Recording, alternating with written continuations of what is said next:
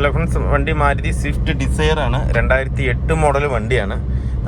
ഏകദേശം 3 ലക്ഷത്തി ചില്ലാനും കിലോമീറ്റർ ഓടിയിട്ടുണ്ട്. ഇതിൽ കംപ്ലൈൻ്റ് എന്ന് പറഞ്ഞു കഴിഞ്ഞാൽ മെയിനായിട്ട് പുള്ളിങ്ങിൻ്റെ ഇഷ്യൂ കൊണ്ടാണ് വന്നത്. കോട്ടയത്തു നിന്നാണ് വണ്ടി വന്നത്.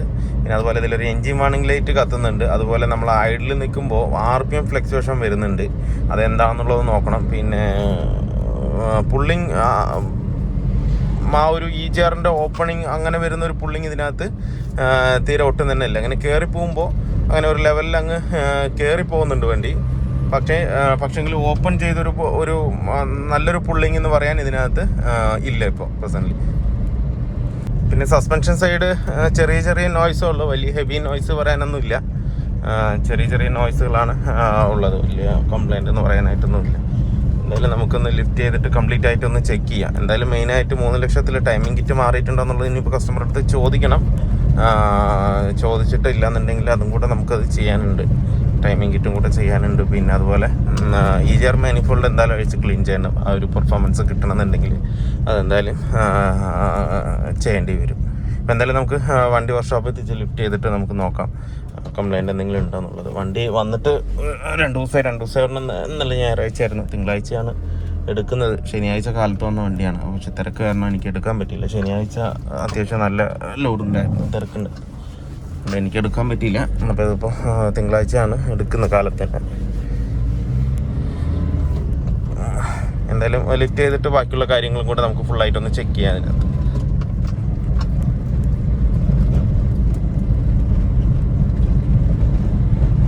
നമ്മളിപ്പോൾ സ്കാൻ ചെയ്തതിൽ ഇത്രയും കോഡാണ് ഇപ്പോൾ ഇതിനകത്ത് കാണിക്കുന്നത് അതല്ലേ. ഒന്ന് EGR ഫ്ലോ മാൽഫാക്ഷൻ ഉണ്ട്, പിന്നെ ബൂസ്റ്റ് ബാർ പ്രഷർ ഉണ്ട്, ക്രാങ്ക് ഷാഫ്റ്റ് പൊസിഷൻ സെൻസറിൻ്റെയും കിടക്കുന്നുണ്ട്. പക്ഷേ അതെല്ലാം ഹിസ്റ്ററിയിലാണ് കിടക്കുന്നത്. അപ്പോൾ എന്താണെന്നുള്ളതൊന്ന് നോക്കണം. ഇത് നമ്മൾ കൂടുതൽ നേരം സ്റ്റാർട്ടാകാതെ ക്രാങ്ക് ചെയ്താൽ ഈ മറ്റേ കോഡ് വരും. പക്ഷേ നമ്മുടെ കയ്യിൽ വന്നത് പിന്നെ അങ്ങനെ ക്രാങ്ക് ചെയ്തിട്ടില്ല. നേരത്തെ ഇനിയിപ്പോൾ ക്രാങ്ക് ചെയ്തിട്ടുണ്ടോ എന്നുള്ള കാര്യം അറിയില്ല. പിന്നെ EGR-ടെയും ബൂസ്റ്റ് സെൻസറിൻ്റെയും അത് ബ്ലോക്ക് ആയതുകൊണ്ടായിരിക്കും ആ കോഡ് വന്നിരിക്കുന്നത്. എന്തായാലും നമുക്കിത് നോക്കാം, ക്ലിയർ ചെയ്ത് നോക്കാം. ക്ലിയർ ചെയ്തിട്ട് ഒന്നുകൂടെ സ്കാനിങ്ങിന് ഇടാം.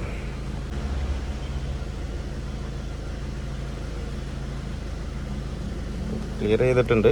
വാണിംഗ് ലൈറ്റ് പോയിട്ടുണ്ട്. ഒന്നുകൂടെ നമുക്ക് നോ DTC ആണ് ഇപ്പോൾ വരുന്നത്.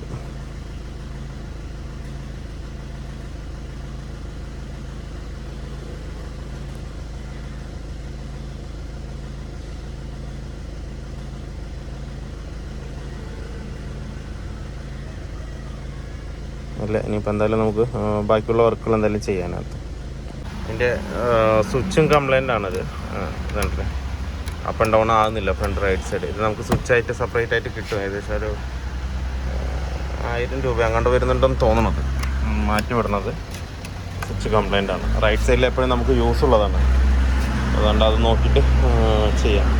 അപ്പോൾ ആദ്യം കംപ്ലൈൻറ്റുകൾ കംപ്ലീറ്റും എടുത്തതിന് ശേഷം, കൊട്ടേഷൻ എടുത്തതിന് ശേഷം കസ്റ്റമറിനെ ഇൻഫോം ചെയ്യാം ഇന്ന കംപ്ലൈൻറ്റ് ഉണ്ടെന്ന്.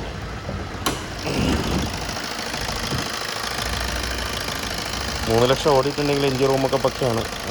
വൃത്തിയായിട്ട് കൊണ്ടു നടക്കുന്നതെന്നുണ്ട്. എഞ്ചിൻ റൂമൊക്കെ പക്കയാണ്.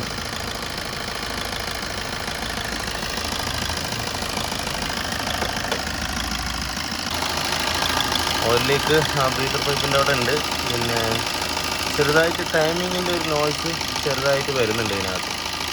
ഒരു കലകളാന്നൊരായിട്ട് ഈ സൗണ്ട് ടൈമിങ്ങിൻ്റെയും വരും. അതുപോലെ തന്നെ കണക്ഷൻ റോഡ് ബെയറിങ് പോയിട്ടുണ്ടെങ്കിൽ, കണക്ഷൻ റോഡ് ബെയറിംഗ് എന്ന് പറഞ്ഞു കഴിഞ്ഞാൽ ആ പിസ്റ്റൻ്റെ പിന്നിൻ്റെ അവിടെ തേയ്മാനം വന്നിട്ടുണ്ടെങ്കിൽ സെയിം സൗണ്ടാണ് വരിക. ഇത് ടൈമിങ് എപ്പോഴാണ് മാറിയെന്നുള്ളത് നോക്കിയിട്ട് ചോദിച്ചിട്ട് അതിനനുസരിച്ച് ഇതിനകത്ത് ചെയ്യാം. ബാക്കി എൻജിൻ്റെ ഭാഗത്ത് വലിയ സീനൊന്നും കാണുന്നില്ല നോട്ടത്തിൽ. എന്തായാലും ഫുൾ കൊട്ടേഷൻ എടുക്കാം നമുക്ക്. സസ്പെൻഷനും കംപ്ലീറ്റ് വർക്കും നോക്കാം.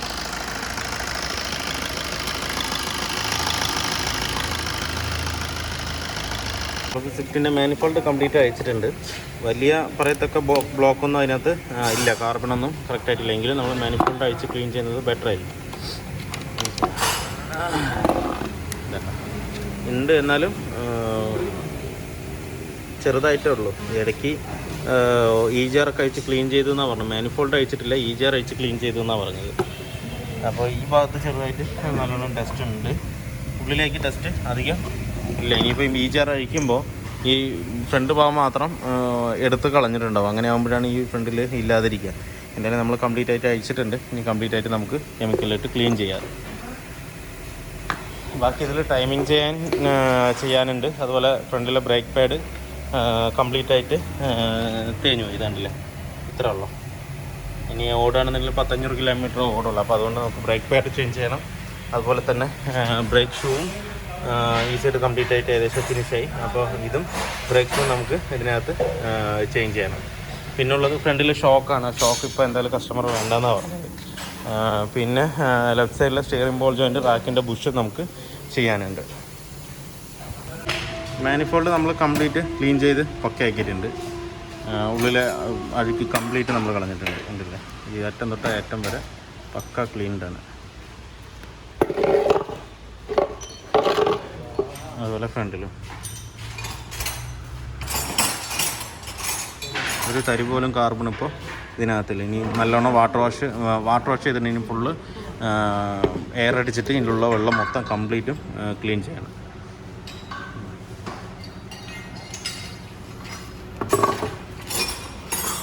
അപ്പോൾ കംപ്ലീറ്റ് ടൈമിംഗ് കിറ്റ് എടുത്തിട്ടുണ്ട്. അത് ഒറിജിനൽ തന്നെയാണ് ഇതിനകത്ത് എടുത്തിരിക്കുന്നത്. ഇത് പാഡാണ് 235 രൂപ. ഇതൊരു പാഡ്. അതുപോലെ തന്നെ ഇതിൻ്റെ ഓയിൽ സീല്, അതുപോലെ ചെറിയ വീല്. ഇത് ചെയിനാണ്, 1270 രൂപ വരുന്നുണ്ട്. ഇത് അതിൻ്റെ പാക്കിംഗ് ആണ്. അതും ഏകദേശം 665 രൂപ വരുന്നുണ്ട്. ഇത് ടെൻഷനർ 900. ഇനിയിപ്പോൾ നമുക്കിത് കംപ്ലീറ്റ് ആയിട്ട് സെറ്റ് ചെയ്യുന്ന ഒരു വലിയ വീല് മാത്രം വരാനായിട്ട് അതും കൂടെ നമുക്ക് ചെയ്യാം.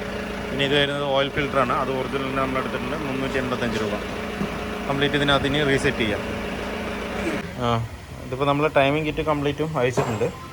ഇനിയിപ്പോൾ ഇതിൻ്റെ വലിയ വീല് മാത്രം ഒന്ന് അഴിക്കണം. എന്നിട്ട് നമുക്ക് ഫുള്ള് കിറ്റ് ഇതിനകത്ത് മാറ്റാം. നമ്മുടെ സ്വിഫ്റ്റിൻ്റെ വർക്ക് ഫുള്ളി കംപ്ലീറ്റ് ആയിട്ടുണ്ട്. ഇപ്പോൾ വണ്ടി പക്ക സൈലൻ്റാണ്.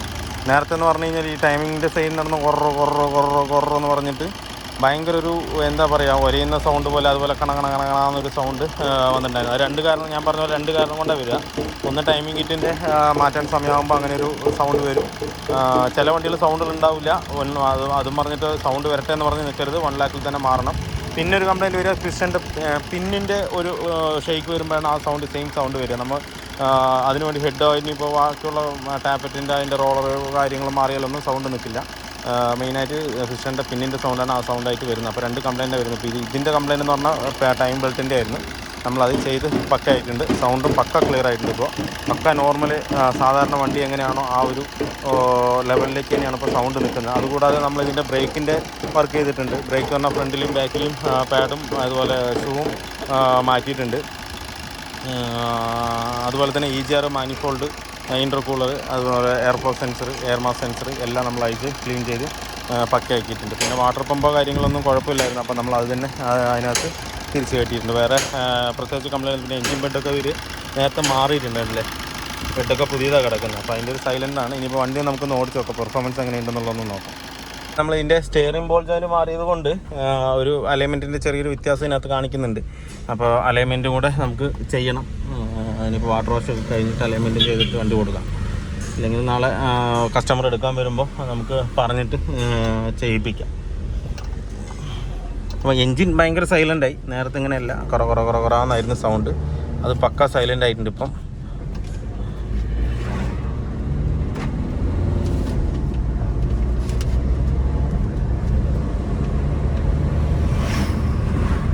വാണിംഗ് ലൈറ്റ് വന്നിട്ടുണ്ട്. എന്തിൻ്റെയാണെന്നുള്ളതൊന്ന് സ്കാൻ ചെയ്ത് നോക്കണം. വണ്ടി എടുക്കുമ്പോഴാണ് വാണിംഗ് ലൈറ്റ് വന്നത്, നേരത്തെ ഇല്ലായിരുന്നു. ഒരു എടുക്കുന്ന സമയത്ത് ആ വാണിംഗ് ലൈറ്റ് വരുമ്പോൾ ഒരു കുത്തലുണ്ടായിരുന്നു. അതെന്താണെന്നുള്ളത് നോക്കിയിട്ട് വേണം അതൊന്ന് ക്ലിയർ ചെയ്യാനായിട്ട്. പുള്ളിങ്ങും നല്ല പുള്ളിങ് ആയിട്ടുണ്ട്. ഇപ്പം കാല് കൊടുക്കുന്നതനുസരിച്ചിട്ട് നല്ലെണ്ണം കയറി പോകുന്നുണ്ട്. സ്പാനറിൻ്റെ ലൈറ്റാണ് വരുന്നത്. സ്പാനർ ലൈറ്റ് എന്ന് പറഞ്ഞാൽ പവർ ട്രെയിൻ പരമായിട്ടുള്ള എന്തോ ഒരു വാണിംഗ് ലൈറ്റാണ് വന്നിരിക്കുന്നത്. അത് മേ ബി ചിലപ്പോൾ EGRയുടെ കോഡാവാം, പിന്നെ ഹീറ്റർ പ്ലഗിൻ്റെ ആവാം. അങ്ങനെ എന്തോ ഒരു കോഡാണ് വന്നിരിക്കുന്നത്. എന്തായാലും നമുക്കൊന്ന് സ്കാൻ ചെയ്ത് നോക്കാം. അത്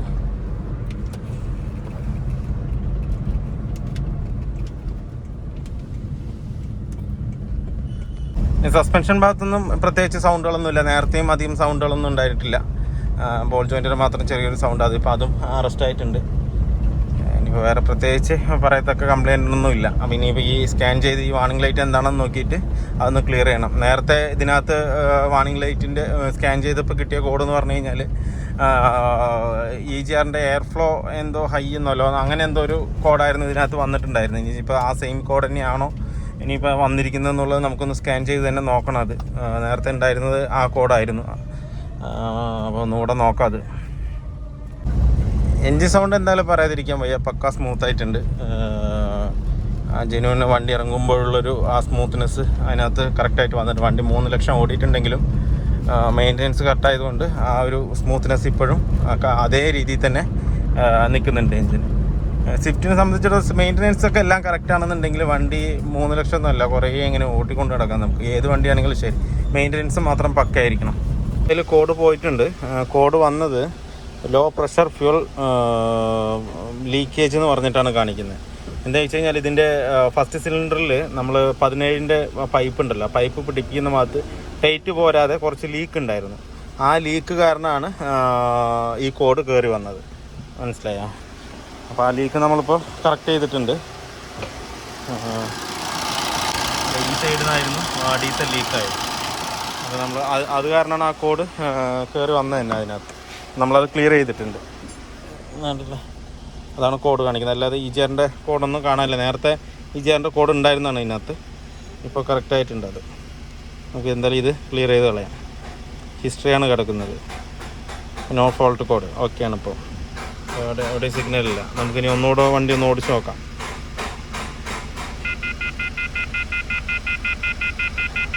ഇപ്പോൾ വണ്ടി പക്കയാണ്. ആ ലീക്കേജ് കാരണം, ആ പൈപ്പിൻ്റെ അവിടെ ലീക്ക് വന്നത് കാരണമാണ് ആ കോഡ് കയറി വന്നത്. ഇടുപ്പോട് കൂടിയിട്ട് അങ്ങനെ നിന്ന് കോഡ് കയറി വന്നത്. ആ സമയത്ത് പുള്ളിങ്ങും നമുക്ക് കറക്റ്റായിട്ട് ഫീൽ ചെയ്യുന്നുണ്ടായിരുന്നില്ല. പുള്ളിങ് കുറവായിട്ട് തോന്നിയിട്ടില്ല. പക്ഷേ ചെറിയൊരു ഡ്രോപ്പ് നമുക്ക് ഫീൽ ചെയ്തതെന്ന് വെച്ചാൽ ഫ്യൂൽ പ്രഷർ കറക്റ്റായിട്ട് കിട്ടാത്തത് കൊണ്ടാണ് ആ ഒരു ഫീലിംഗ് വന്നത്. ഇപ്പോൾ നമ്മളത് ക്ലിയർ ചെയ്തിട്ടുണ്ട്. ആ പൈപ്പ് കറക്റ്റായിട്ട് ടൈറ്റ് ചെയ്തിട്ടുണ്ട്. ടൈറ്റായിരുന്നു, ചെറിയൊരു ലൂസ് ഉണ്ടായിരുന്നത്. അതിൽ കൂടെ ശരിക്കും നല്ലോണം ഡീസലും ചീറ്റൊന്നും ഉണ്ടായിരുന്നു. അതുകൊണ്ടാണ് ആ കോഡ് വന്നത് തന്നെ. ഇപ്പോൾ അത് ക്ലിയർ ആക്കിയിട്ടുണ്ട്. ഇപ്പോൾ കറക്റ്റ് പെർഫോമൻസും കിട്ടുന്നുണ്ട് വണ്ടിക്ക്. അപ്പോൾ വീഡിയോ എല്ലാവർക്കും ഇഷ്ടമായിരുന്നു ലൈക്ക് ചെയ്യുക, ഷെയർ ചെയ്യുക, അതുപോലെ തന്നെ സബ്സ്ക്രൈബ് ചെയ്യുക. സബ്സ്ക്രൈബ് ചെയ്യാതെയാണ് വീഡിയോ കാണുന്നതെങ്കിലൊന്ന് സബ്സ്ക്രൈബ് ചെയ്ത് സപ്പോർട്ട് ചെയ്യുക. അപ്പോൾ മറ്റൊരു വീഡിയോയിലേക്ക് കാണുന്നവരെ എല്ലാവർക്കും ബൈ.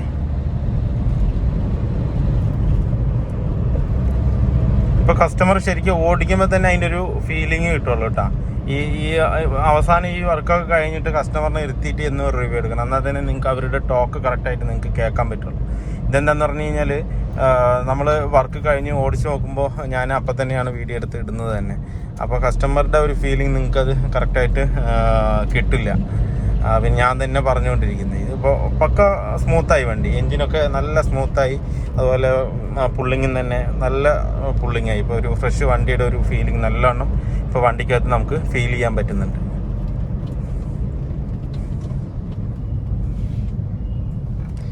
ഓക്കെ ഫ്രണ്ട്സ്, അടുത്തൊരു വീഡിയോയിൽ കാണുന്നവരെ എല്ലാവർക്കും ബൈ.